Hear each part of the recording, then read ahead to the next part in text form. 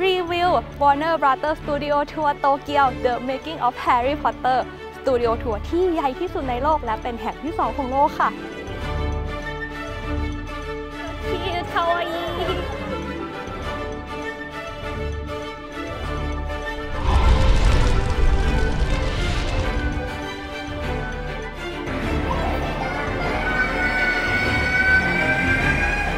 พอตเตอร์เฮดทั้งหลายห้ามพลาดคลิปนี้นะคะ เดี๋ยวเราจะเข้าไปรีวิวกันว่าข้างในมีอะไรบ้างจะจัดเต็มแค่ไหนไปดูกันได้ในคลิปนี้เลยค่ะ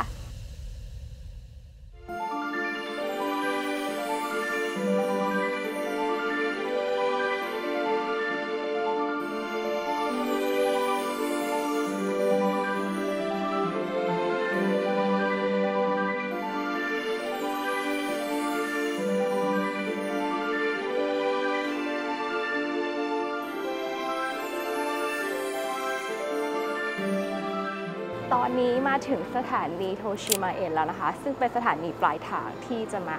The Making of Harry Potter ค่ะโดยที่เพจนั่งตั้งแต่สถานีอิเคบุโรนะคะที่เซบูไลฟ์ซึ่งที่สถานีนั้นเขาก็จะตกแต่งเป็นชานชาลา9/3/4เหมือนกันนะทุกคนคือตรงนั้นจะแบบเป็นเหมือนกำแพงอิฐมีโฆษณาต่างๆเกี่ยวกับ Harry Potter นะคะทั้งเกมทั้งเพลย์ทั้งบรอดเวย์นะคะแล้วก็นี่เลยค่ะรถไฟนะคะก็ยังเป็นรูปแฮร์รี่ เฮอร์ไมโอนี่แล้วก็รอนเลยค่ะก็คือถ้าเห็นคันนี้นะบอกเลยว่าขึ้นถูกแน่นอนแล้วก็คนที่มานะคะส่วนใหญ่เขาก็จะคอสเพย์กันเป็นแฮร์รี่บ้างเป็นเฮอร์ไมโอนี่บ้างคือรู้เลยว่าทุกคนมาที่เดียวกันแน่นอนไม่ผิดสายนะคะนั่งจากอิเคบุโรมาที่โทชิมาเอะนะคะประมาณ15นาทีก็มาถึงแล้วที่นี่ชานชาลาก็ตกแต่งสวยงามนะคะเป็นสีแดงแล้วก็มีเพลงแฮร์รี่เปิดอยู่เอาจริงๆรู้สึกตื่นเต้นอะเพราะว่าไม่ได้มาถ่ายรีวิวที่เป็นอะไรเกี่ยวกับแฮร์รี่สักพักแล้วนะคะก็รู้สึกเหมือนแบบว่าเด็กที่เพิ่งมาสวนสนุกครั้งแรกนะคะคือต้องเล่าให้ฟังก่อนว่าพอเรารู้ว่าวันที่เขาเปิดจองตั๋วในเว็บไซต์ใช่ไหมเราก็ไม่ได้คิดว่ามันจะจองยากอะไรขนาดนั้นแบบคนคงไม่ได้แบบคิดขนาดนั้นหรอกแต่เปล่ามันไม่ใช่ทุกคนคือพอแบบเริ่มนับเวลาปั๊บอะเราได้คิวที่50,000นะที่ต้องรอในเว็บอะแล้วแบบวันนั้นเรามีงานทั้งวันเราก็ต้องแบกแล็ปท็อปเราไปทุกที่แบบเน้นว่าทุกที่จริงๆแล้วก็ไม่ปิดฝาต้องฮอตสปอตต่อ Wi-Fi เพชรรอไปเกือบ6 ชั่วโมงทุกคนในการกดบัตรนะคะ1 นาทีเพชรรอมาจะ6 ชั่วโมงแล้ว5 ชั่วโมงครึ่งซึ่งตอนแรกเพชรตั้งใจว่าจะมาตอนเดือนสิงหาซึ่งเพชรมีแผนจะมาอยู่แล้วแต่เพชรก็คิดว่าฉันรอมาตั้ง5-6 ชั่วโมงอะแต่ฉันต้องมาถึงตอนสิงหาเลยเหรอฉันต้องกดให้ได้ตั้งแต่วีคแรกที่เขาเปิดสิตอนนั้นวันแรกๆมันก็เต็มไปแล้วทุกคนเราก็เลยโอเคก็ภายในวีคแรกนั่นแหละวันไหนก็ได้พอจองทิเก็ตได้ปั๊บเราก็จองตั๋วเครื่องบินมาเลยทุกคนเป็นทริปที่แบบว่ามันมาอย่างกระทันหันมากๆเลยค่ะก็บอกเลยว่าไม่ใช่พอตเตอร์เฮดทำไม่ได้นะไม่ใช่เพชรทำไม่ได้นะใครมันจะบ้ากันขนาดนี้โอเคเดี๋ยวเราเดินไปที่สตูดิโอทัวร์กันค่ะเดินออกไปข้างนอกเราก็จะเจอน้องกวางสีฟ้าเขาบอกว่าถ้าเจอกวางสีฟ้าแสดงว่าเรามาถูกแล้วตรงนี้ก็คือตกแต่งเป็นแฮร์รี่หมดเลย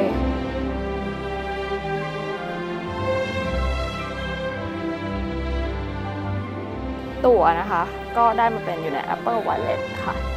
ถึงแล้ว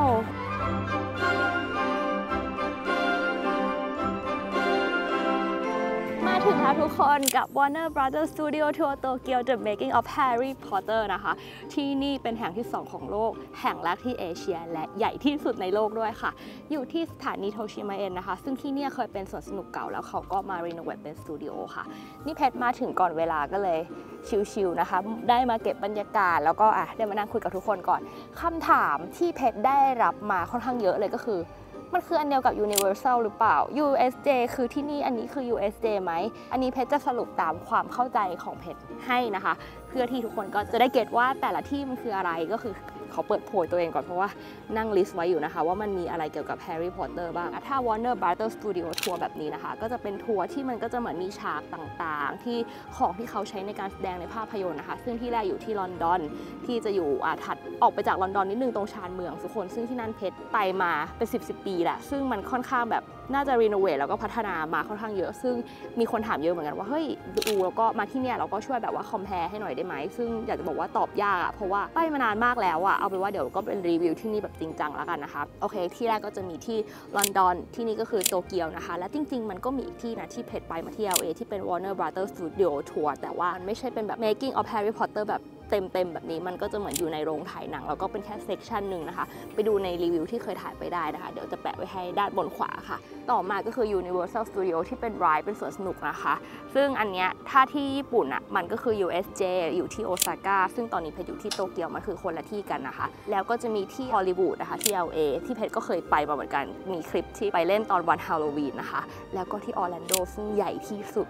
ถ้าแนะนำนะก็ถ้าไรด์ที่รู้สึกว่าประทับใจคือที่ออร์แลนโดแหละเพราะว่ามันใหญ่จริงๆแล้วมันก็จะมี Hogwarts Express ให้เรานั่งด้วยนะคะต่อมาก็จะเป็นสโตร์นะคะที่ขายของที่เพชรก็ไปถ่ายมาอีกแล้วเหมือนกันที่นิวยอร์กนะคะก็จะเป็นแบบ Official Store ที่แบบจะเป็นของรวบรวมของต่างๆเกี่ยวกับ Harry Potter ค่ะและสุดท้ายนะคะก็จะมีเป็นละครเป็นเพลงค่ะก็ Harry Potter and the Cursed Child นะคะไปดูมาที่นิวยอร์กมีคลิปรีวิวเหมือนกันที่ญี่ปุ่นก็มีที่ออสเตรเลียมีที่ลอนดอนมีหลายที่เลยตอนนี้ทุกคนก็เป็นเรื่องที่ไม่ได้เกี่ยวกับทั้ง7ภาคนะคะที่เขาสร้างมาเป็นหนังหรือเป็นหนังสือแต่เป็นเหมือนภาคต่อนะคะเป็นรุ่นลูกของแฮร์รี่ก็ถ้าใครสนใจก็ไปดูได้ส่วนที่นี่นะคะ The Making of Harry Potter ที่โตเกียวเราก็จองตั๋วผ่านเว็บไซต์ของเขาเลยค่ะราคา 6,300 เยนนะคะอันนี้เป็นราคาเริ่มต้นซึ่งมันก็จะเหมือนมีแพ็กเกจต่างๆที่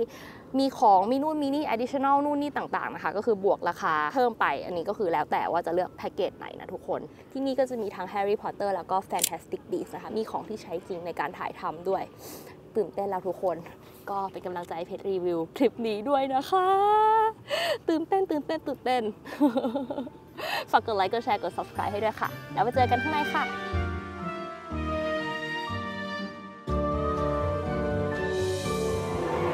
ตอนนี้เข้ามาข้างในแล้วนะคะตรงกลางก็จะเป็น Tour Entrance ตรงนี้จะเป็นร้านขายของ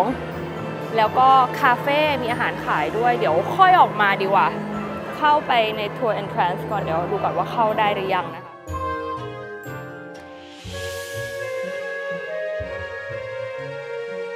โอเคสรุปยังเข้าไม่ได้นะคะเพราะว่ายังไม่ถึงเวลามาเร็วเกินไปจริงๆไม่เป็นไรเดี๋ยวรีวิวรอบๆให้ดูก่อนนะคะตรงนี้ที่อยู่ก็จะเรียกว่า Frog Cafe หรือว่าน้องกบช็อกโกแลตคาเฟ่นะคะเดี๋ยวไปดูว่ามีขนมอะไรมีเครื่องดื่มอะไรบ้างแต่ตอนนี้เอาจริงๆก็คือกินไม่ลงยังไม่อยากกินอะไรเดี๋ยวพาเดินดูคร่าวๆก่อนดีกว่านะคะ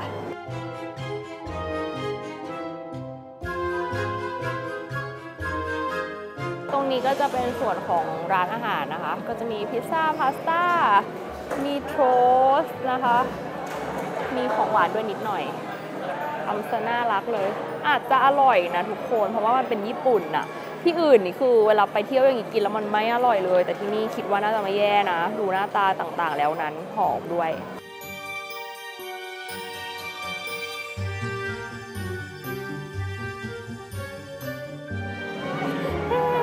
so cute かわいい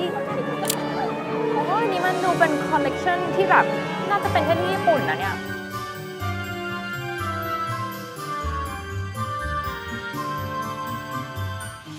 ตรงข้างหลังนี้ก็จะเป็นพวก Exclusive Collection นะคะเหมือนที่นิวยอร์กแต่ที่ก็คือลายเดียวกันเลยแต่มันเขียนว่าโตเกียวทุกคนเป็นแบบ Collection Wizarding World นะคะแบบอย่างนี้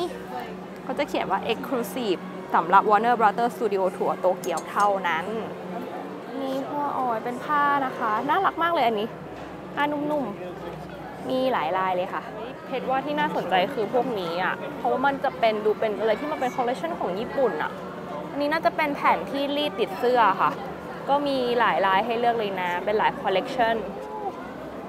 Harry Potter Collection ตะเกียบอันนี้ดูดีมากราคา 4,000 เยนค่ะอันนี้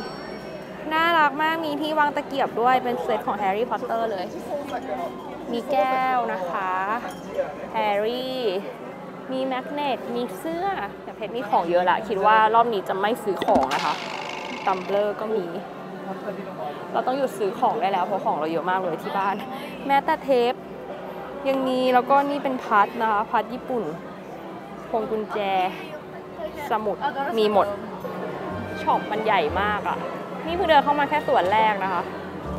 มีตรงนั้นจะเป็นเหมือนที่เก็บลูกแก้วด้วยทุกคนในกระทรวงเวทมนต์คอลเลคชันที่นี่ไม่เคยเห็นที่อื่นเลยนะหลายอันเลย นี่มีเป็นไฮไลท์นะคะเป็นสมุดโน้ตต่างๆปากกา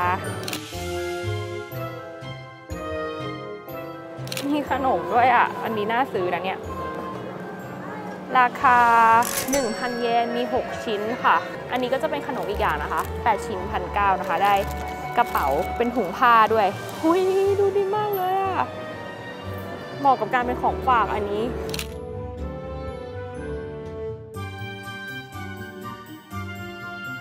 เบอร์ตี้บอส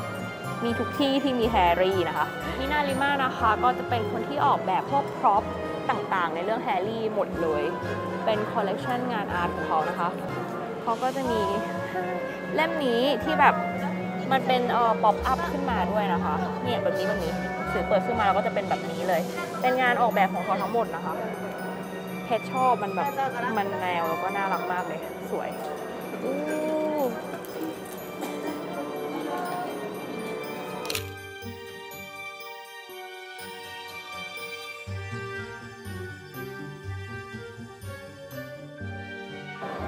เขาก็จะมีโซนให้ personalization นะคะจะแบบว่าแปะชื่อนี่แบบนี้มี personalization ได้ที่เสื้อนะคะ 6,500 เยนค่ะรู้สึกว่าเป็นช็อปที่ก็ใหญ่ไม่แพ้กับที่นิวยอร์กเลยนะคะน่ารักมากตรงนี้ก็จะเป็น Fantastic Beasts แล้วค่ะ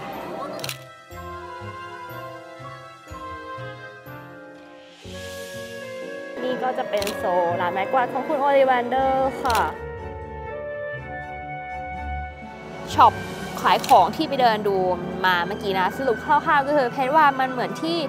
นิวยอร์กแต่ว่ามันมี Exclusive Collection ของที่นี่ก็จะมีที่มันเป็นเหมือนพวกอนิเมะต่างๆที่เพชรไม่เคยเห็นที่อื่นมีพวกคาดผมอะไรอย่างนี้นะคะแล้วก็ขนมดูน่าซื้อมากแล้วกล่องมันเป็นแบบแฮร์รี่พอตเตอร์ที่เป็นอนิเมะอะที่เป็นแบบมังงะสิเป็นการ์ตูนญี่ปุ่นเดี๋ยวรอเวลาที่จะเข้าไปข้างในนะคะอีก15 นาทีค่ะ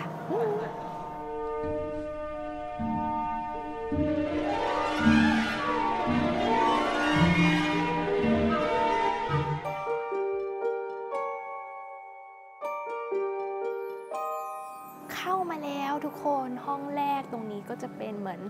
รูปภาพนะคะของแฮร์รี่ในภาคต่างๆค่ะตั้งแต่ภาคแรกเลยศิลาอาถรรพ์นี่นะคะห้องแห่งความลับนักโทษแห่งอัฟคาบันถ้วยอัคนีภาคีนกฟินิกซ์แล้วก็เล่มที่ 6 นะคะฮาร์บัตบรินซ์เจ้าชายสายเลือดผสมแล้วก็เล่มสุดท้ายเดลี่ฮาโลค่ะที่แบ่งเป็น2 พาร์ทนะคะในหนังではまず最初に素敵なゲストを紹介させていただきます。こう考えてみて歴史上の偉大な魔法使いもスタート地点は今の僕たちと何も変わらない学生だったんだ。彼らにできたなら3、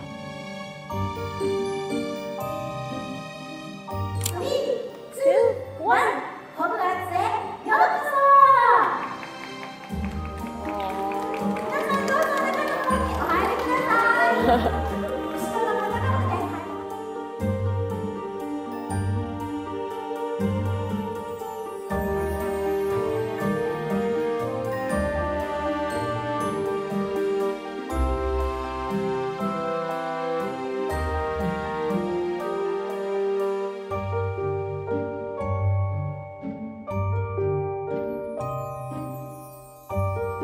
เป็น walk through นะคะจากเมื่อกี้ที่เขาไม่ได้ถ่ายก็จะเป็นเหมือน introduction ของ Warner Brothers Studio Tour The Making of Harry Potter ซึ่งก็จะเป็น Daniel Rupert แล้วก็ยาม่านะคะเหมือนเป็น VTR เขาก็มาพูดเล่าเรื่องว่าเฮ้ยกว่าจะเป็นภาพยนตร์หนึ่งเรื่องมันไม่ใช่แค่พวกเขาไม่ใช่แค่ผู้กำกับแต่คนที่ทำพร็อพหรือแบบแค่หนังสือรายละเอียดต่างๆคนที่แบบอยู่เบื้องหลังมันเยอะมากจริงๆแล้วก็สตูดิโอเราเนี่ยก็คือเดดิเคทให้คนเหล่านั้นด้วยมันไม่ใช่แค่ตัวนักแสดงอย่างเดียวนะคะพอเสร็จเข้ามาเขาก็จะให้คนที่อยู่ข้างหน้าเนี่ยคนเปิดประตูห้องโถงก็จะเข้ามาที่โรงอาหารฮอกวอตส์นะคะซึ่งถ้าอยากไปของจริงที่เขาอินสไปร์มาก็คือที่ออกฟอร์ดนะคะไปกันได้เขาว่าให้ถ่ายรูปกรุบกริบนะคะตรงนี้เหมือนที่ลอนดอนเลยจำได้ก็จะเป็นเหมือนแบ่งที่นั่งแต่ละบ้านเหมือนในหนังแล้วก็ตรงห้องโถงตรงกลางก็จะเป็นอาจารย์ต่างๆนะคะมีคะแนนของแต่ละบ้านด้วยก็เขาก็ให้ถ่ายรูปแป๊บนึงแล้วตอนนี้ก็คือเหมือนแบบมันต้องทำเวลาแหละเพราะมันเป็นรอบอะข้างหลังเขาก็ เปลี่ยนสีเป็นห้องมืดๆเรียบร้อยแล้วก็เลยเราก็ต้องย้ายมาห้องต่อไปนะคะอธิบายเกี่ยวกับการทำพร็อพต่างๆเซตเดคอเรชันว่ากว่าจะเป็นแบบการออกแบบต่างๆเนี่ยแบบมันเป็นยังไงบ้าง Marble Staircase นะคะบันไดที่ขยับได้อันนี้ทุกคนน่าจะจำได้แน่นอนอันนี้เหมือนเข้ามาในหนังเลยอะตรงนี้สวยมากอะสวยมากนี่บันไดกำลังขยับนี่รูปภาพที่ทุกคนไปถ่ายก็จะมาขึ้นตามจออย่างนี้นะคะที่ถ่ายกันตรงเนี้ยนั่นแหละเนี่ยขึ้นในจอมา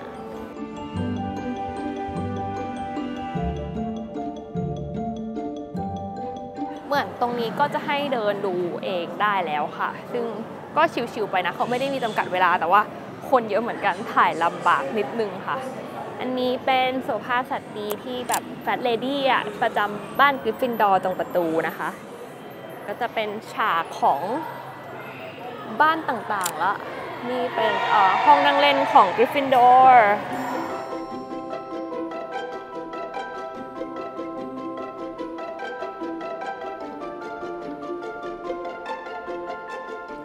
ถัดมาตรงนี้กริฟฟินดอร์อยู่ข้างหลังตรงนี้ก็จะเป็นห้องนั่งเล่นของซิตรีนนะคะก็จะมีอธิบายตอนที่เขาเฮอร์ไมโอนี่ทำน้ำยาสับปะรดหรือว่า Polyjuice Potion ที่จะปลอมตัวเป็นแครบกับก้อยเพื่อที่จะเข้ามาที่ห้องนั่งเล่นก็คือเหตุการณ์ก็คือเกิดขึ้นตรงนี้ค่ะตอนนี้ก็คือเข้าสู่เซกชันของ Quidditch แล้วก็จะมีชุดต่างๆนะคะอันนี้ก็คือชุดของรอดใครจำได้บ้างว่าหล่อนคือตำแหน่งไหนตรงนี้ก็จะเป็น Quidditch Experience นะคะเหมือนให้เราทำท่าแบบเป็นคนที่เชียร์เมื่อกี้คนก็คืออยู่ในนั้นเต็มเลยแล้วเขาจะแบบเฮ้ๆนะคะนั่นน่ะเนี่ยเดี๋ยวเขากำลังไปถ่ายตัวเองกันอยู่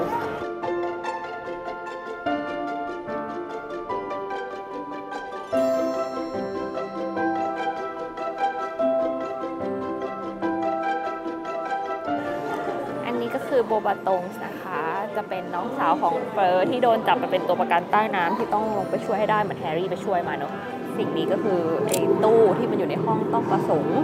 ที่เดรโก้พยายามจะเหมือนเชื่อมต่อกับบ้านของโวลเดอมอร์นะที่ให้โวลเดอมอร์เข้ามาที่ฮอกวอตส์ได้นะคะตรงนี้ทุกคนกำลังดูกันอยู่น่าจะเป็นเพนชีฟนะที่ดับเบิลดอร์เขาใช้เก็บความทรงจำของเขาเมมโมรีต่างๆ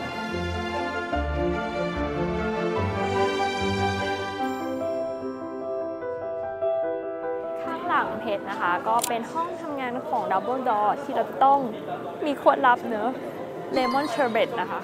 คนเยอะมากแอบถ่ายลำบากนิดนึงแต่ว่าเชื่อว่าทุกคนคืออินมากแล้วก็เด็กฮอกวอตส์เต็มไปหมดนะคะใครมาเนี่ยบอกเลยว่าย้ำอีกครั้งว่าแต่งตัวมาเลยจัดเต็มมาเลยคนที่นี่จัดเต็มมากแล้วก็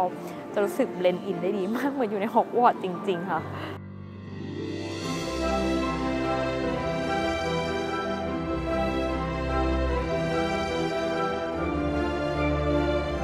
จบโซนที่เป็นเหมือนห้องต่างๆในฮอกวอตส์แล้วนะคะต่อมาโซนข้างหลังเพชรก็จะเป็นที่เป็นพวกพร็อพ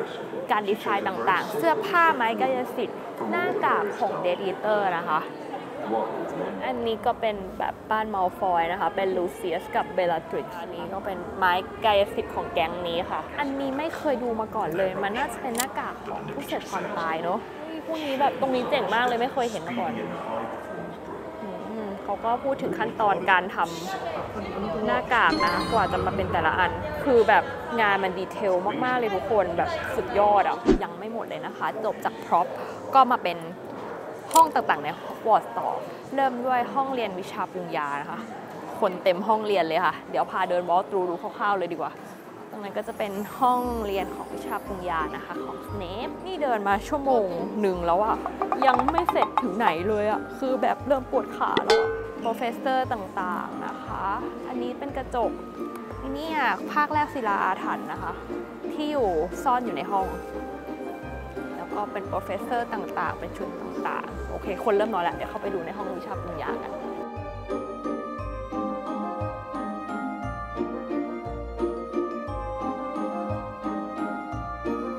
ตรงนี้ห้องสมุดนะคะของจริงคือเขาอินสไปร์มาจาก Solo Library ถ้าสะกดถ้าอ่านถูกนะ Solo ที่ University of Washington ที่ Seattle ที่เพชรไปถ่ายรูปมาเขาบอกว่าอินสไปร์มาจากที่นั่นนะคะมาถึงอีกโซนแล้วทุกคนอันนี้น่าจะเป็น Dark Lord แล้วนะคะเป็นเรื่องของ Voldemort แล้วค่ะ Tom Riddle นี่นะคะเป็นรูปปั้น Dark Lord อยู่ข้างหลังเพชร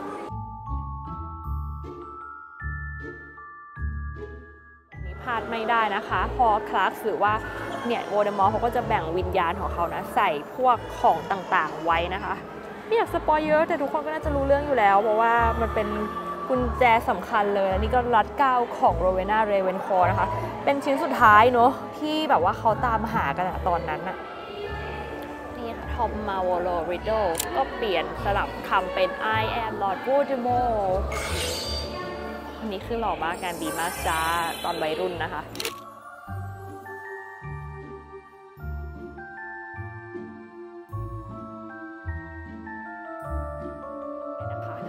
โซนต่อไป Forbidden Forest หรือว่าป่าต้องห้ามค่ะ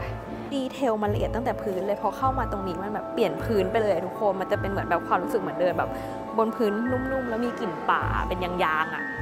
รายละเอียดดีเทลนี่คือต้นไม้ทุกคนที่สร้างขึ้นมาดีเทลดีมากๆนั่นนะคะมีรถของรอนอยู่ไกลๆนี่แฮกินกับบักบีตอนนี้กลัวอย่างเดียวอารากอกจะโผล่มานะมันต้องมีแน่ๆเลยกลัว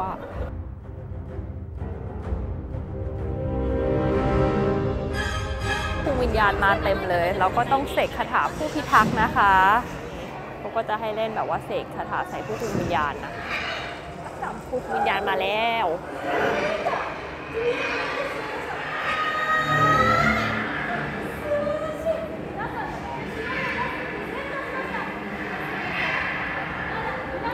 กวางมาแล้วกวางของแฮร์รี่ว้าว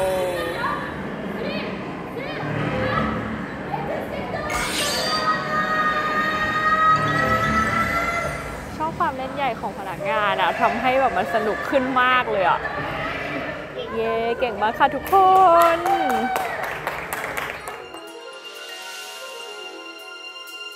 ออกมาข้างนอกแล้วยินดีต้อนรับเข้าสู่กระท่อมของแฮกรี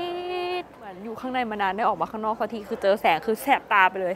อยู่ข้างในไปชั่วโมงครึ่งทุกคนเป็นอะไรที่มันใหญ่มากจริงๆนะคะยังไม่จบแค่นี้ค่ะตรงกระท่อมแฮกิดเสร็จก็เขากำลังต่อคิวเข้าคาเฟ่หรืออะไรกันก็ไม่รู้อะเดี๋ยวเราไปดูกันนะคะรู้แล้วที่ต่อคิวอยู่ตรงนั้นคือบัตเตอร์เบียร์นะคะก็คือจะได้แก้วกลับบ้านไปด้วยถ้ายังไม่เคยกินแนะนำให้ลองเพราะว่าแก้วจะเก็บได้ด้วยนะคะแก้วก็น่ารักดีค่ะคนเยอะมากไม่เป็นไรไม่กินทนจะไปกินมื้อเย็นข้างนอกทีเดียวค่ะเที่ยวต่อวันนี้จะ2 ชั่วโมงแล้วอะเป็นการมาสตูดิโอทัวร์ที่นานจริงๆทุกคนออกมาด้านนอกนะคะก็จะเป็นนี่เลยมุมถ่ายรูปสุดฮิตก็จะมีรถเมล์อัสวิลาตีในบัสมีบ้านฟรีเวดไดฟ์มีรถรอนแล้วก็นี่นะคะเป็นทางเดินของฮอกวอตส์มาแล้วโอเคต้องต่อคิวค่ะไปค่ะแต่เหมือนน่าจะยังไม่หมดแค่นี้ทุกคนเพราะเรายังไม่ได้ถ่ายตอกไดอะกอนเลยตอกไดอะกอนน่าจะอยู่ข้างในนะคะ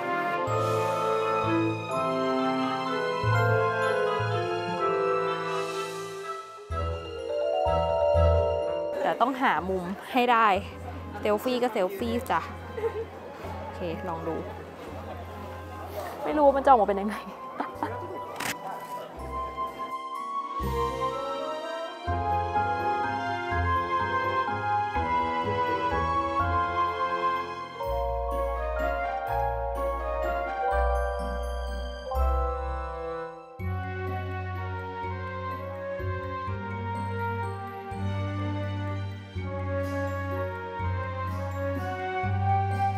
ตอนนี้อยู่ในกระดานหมากรุกของรอนนะคะที่รอนเล่นในภาคแรกแล้วก็เช็คเบดค่ะได้ไปต่อในห้องแห่งความลับมันสเกลมันใหญ่มากเลยเทียบกับเพชรคือใหญ่จริงๆค่ะ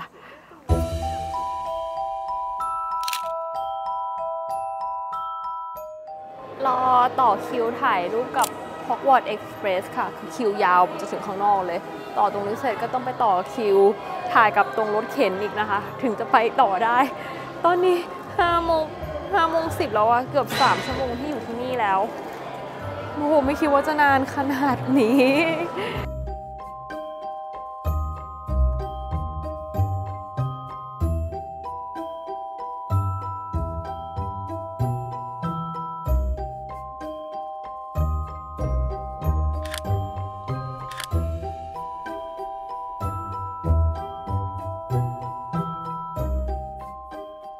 ถไฟถ้าอยากนั่งไปนั่งที่ Universal Orlando นะคะ เป็นประสบการณ์ที่ดีมากเลยนะ Hogwarts Express นะตอนนั้นไม่แน่ใจ USJ มีไหมใครเคยไปก็คอมเมนต์บอกกันได้นะคะ USJ เป็นอันที่เพชรยังไม่เคยไปตอนนี้มาต่อคิวถ่ายรูปกับนี่การทะลุประตูต่อค่ะหมดแรงแล้วคือแต่ที่เนี่ยเพชรชอบตรงที่ความญี่ปุ่นอะเนอะมันไม่มีใครแซงคิวใครแล้วแบบมันค่อนข้างเป็นระเบียบมากจัดการดีมากเลยค่ะ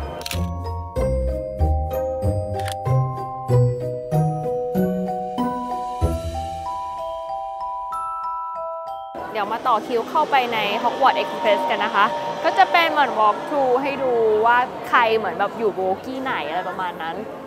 ข้างหลังก็เป็น railway shop นะคะเห็นว่าเนี่ยเป็น exclusive อีกเหมือนกันอ๋อมันก็เป็นของคอลเลกชันเดียวกับที่ขายข้างนอกแหละแต่ว่ามันจะมีช็อปอยู่ด้านในด้วย5 โมงครึ่งนะทุกคน3 ชั่วโมงแล้วอะขาจะแบบว่าไม่มีขาแล้วตอนนี้ใครมาใส่รองเท้าดีๆมาเลยนะบอกเลยว่ามันโดนเยอะมากจริงๆ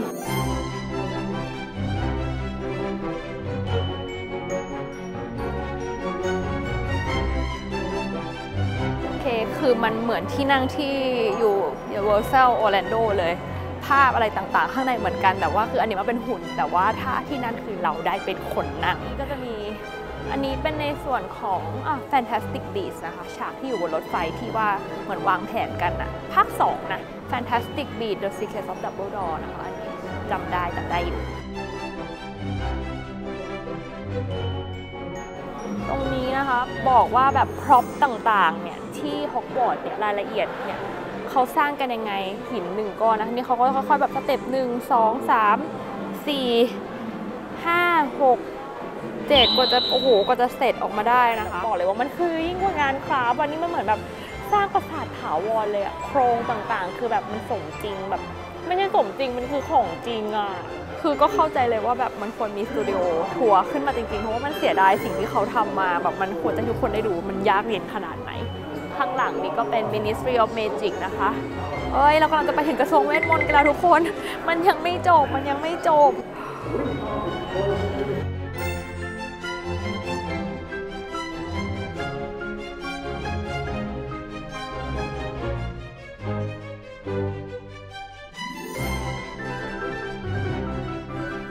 คนนี้ก็คือคนที่แฮร์รี่ รอน เฮอร์ไมโอนี่ปลอมตัวนะคะที่เข้ามาในกระทรวงเวทมนต์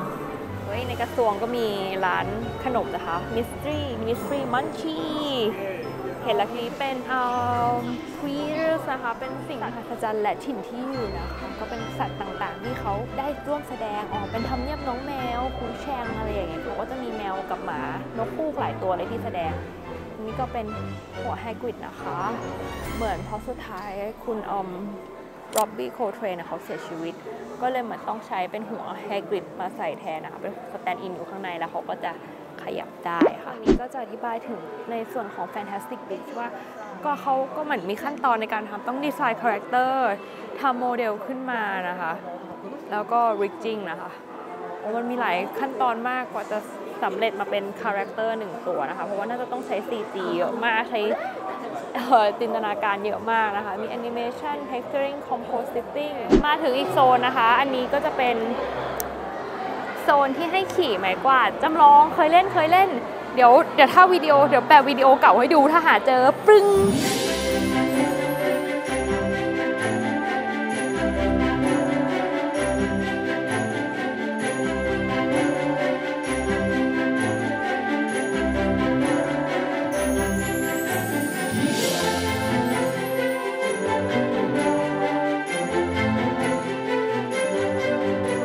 ไม้กวาดแล้วมันเป็น CG แล้วก็แบบทำท่า acting นะคะสนุกก็ถ้าใครไม่เคยก็ควรนะแล้วมันก็มีให้ถ่ายรูปด้วยกับป้ายที่แบบว่าป้ายประกาศจับอะไรอย่างนั้นอะ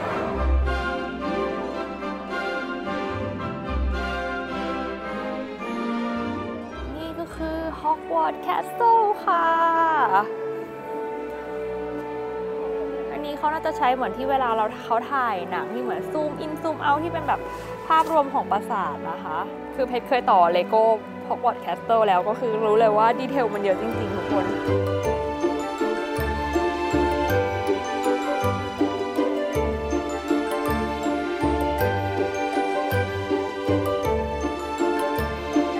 จบแล้วค่ะทุกคน Marvel Studio Tour The Making of Harry Potter นะคะตอนมานี่มาอย่างน่าสดชื่นตอนนี้คือแบบว่าร้องขอชีวิตแล้วค่ะจะไม่มีขาแล้วใช้เวลาในนั้นนะคะทั้งหมด4 ชั่วโมงค่ะทุกคนนี่ขนาดว่าเพชรไม่ได้ไปต่อคิวบัตเตอร์เบียร์นะคะใครมาก็แนะนำว่าเผื่อเวลาไว้เยอะๆเลยเพราะว่ามันใหญ่จริงๆ 6,300 เยนที่เสียไปบอกเลยว่าคุ้มยิ่งกว่าคุ้มนะรายละเอียดต่างๆดีเทลแบบดีมากแบบโอ้ยมันดีมากจริงๆอ่ะคือแบบโอ้คุ้มมันจะคุ้มกว่านี้ได้ขนาดไหนแล้วอะมันก็จะเสียเวลาตรงที่ต่อคิวถ่ายรูปอะที่มันจะต้องเป็นคิวตรง Hogwarts Express แล้วก็ตรงบ้าน Private Drive นะคะที่เหลือรู้สึกว่ามันก็ไม่ได้เสียเวลาขนาดนั้นหรอกอยู่ที่ว่าเราใส่ใจกับตรงไหนมากแค่ไหนอันนี้ก็คือแล้วแต่นี่ก็คือเป็นเวลา estimate คร่าวๆที่เพจใช้ไปในวันนี้นะคะว่าจะไม่ซื้อของแล้วแต่ว่าอยากได้โบฮัฟเฟิลพัฟอันนี้น่ารักเอาไว้แปะข้างหลัง800 เยนตอนแรกว่าจะซื้อขนมด้วยแต่แบบไม่เอาแล้วเหนื่อยมากจริงๆแบบตอนนี้อยากไปหาของกินแล้วคือแบบตุยถ้าถามว่าประทับใจไหมประทับใจนะในฐานะ Potterhead คือรู้สึกว่าดีเทลต่างๆมันดีมากแต่อย่างเพชรไปมาหลายที่แบบลอนดอนไปมาแล้วออร์แลนโดแบบเพชรไปมาเกือบครบแล้วอาจจะขัดแค่ USJ มันก็คือคล้ายกันเป็นแบบว่าสิ่งเดิมๆนั่นแหละแต่ว่าคือมันก็ตื่นตาตื่นใจทุกครั้งที่มานะแต่ว่าอาจจะไม่ได้ว้าวเท่ากับแบบคนไม่เคยมาเลยยังไงก็คือเพชรว่ายังไงก็คุ้มจองไม่ได้ยากแล้วตอนนี้จองในเว็บไซต์นะคะก็เลือกวันเวลาที่ต้องการได้เลยแนะนำว่าอย่ามาแบบบ่ายเย็นๆเกินไปเพราะว่าคือออกมาทีนี้คือแบบพระอาทิตย์จะตกแล้วว่าทุกคนนานมากพี่เพชรอยู่ในนั้นนะคะมาคนเดียวก็ไม่ได้แย่ขนาดนั้นนะทุกคนก็ใครไม่มีเพื่อนมาก็มาเลยเพราะว่าทุกคนที่นี่เรามาด้วยจุดประสงค์เดียวกันว่าเราชอบแฮร์รี่พอตเตอร์นะคะทุกคนแบบน่ารักพนักงานก็ดีถ้าไม่มีใครถ่ายรูปให้ก็ให้คนแถวนั้นถ่ายให้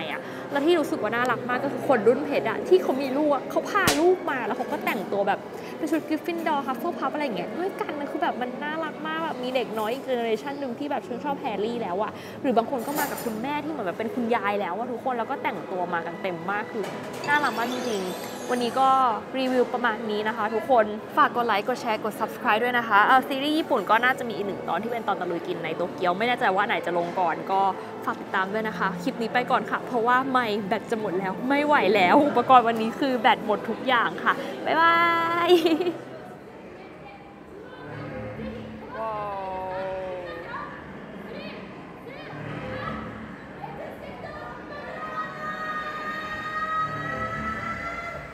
ความเล่นใหญ่ของพนักงานทำให้แบบมันสนุกขึ้นมากเลยเย้